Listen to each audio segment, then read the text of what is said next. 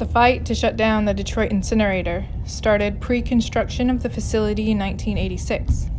The resistance of 33 years has carried us through to the facility's closure in 2019.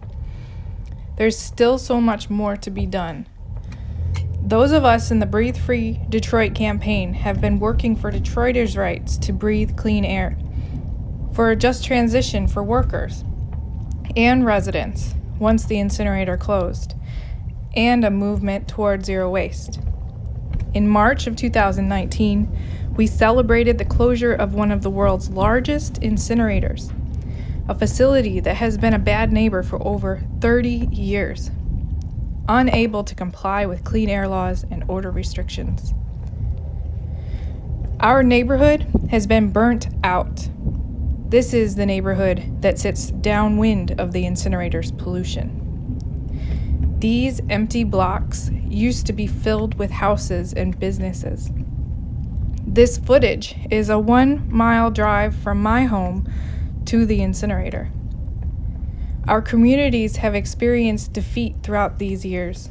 We have lost neighbors to cancer, children to asthma, local businesses to crime and fires, and neighborhoods to devastation. That is what the Detroit incinerator did while it burned all of our trash. The residents who have lived in the shadow of this monster deserve to stay in their homes and not be pushed out by gentrification. These folks have experienced the worst of times, living with the pollution of the incinerator, and now deserve to experience the better times for their neighborhood. Incinerator operators made substantial profits from the labor of the workers, and we are glad to hear that the Detroit's mayor supports the corporation's efforts to find comparable wages and benefits for the laid-off workers. We also hope that these new jobs don't harm human health. The workers deserve a just transition to new green union jobs. Few workers were actually able to receive a just transition so far. Detroit is overdue to put into practice strict recycle, reuse, and reduce standards with a focus on local circular economies. Citywide composting needs to happen. We did not win if we are just diverting our trash burden to another community. If our city had a robust zero waste program before the incinerator closed, we would have transferred incinerator workers into a growing zero waste job sector. We still produce too much waste, and city leaders need to take the lead in waste reduction.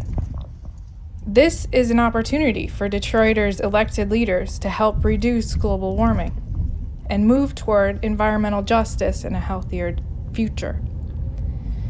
We have a lot of change upon us, and we must be watchful and diligent that this change embodies integrity and equity for the people of Detroit. Let's be bold, continue to hold truth to power, and stand strong with our neighbors. We stand in solidarity with the communities who live around all incinerators and continue to learn and be inspired by the movements to shut them down. I hope you can learn from us to be better prepared for the important post-shutdown work. Rise up. You got this. Shut them down.